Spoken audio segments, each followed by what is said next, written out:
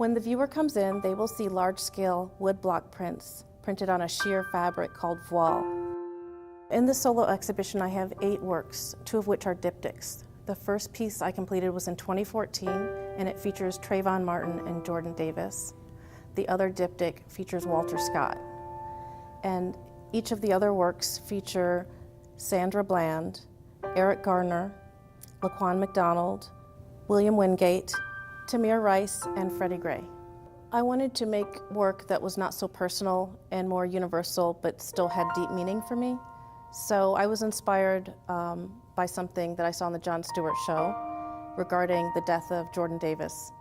And after looking at the circumstances of his death and comparing them to Trayvon Martin, I knew I wanted to start with a piece that dealt with Florida, since they still have the Stand Your Ground law on their books.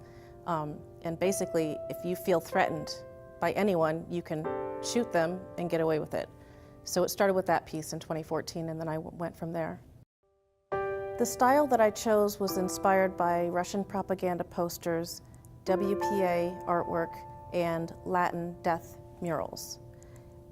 I was in the process of changing my personal style, and I wanted a style that was geometric, graphic, bold, but still detailed.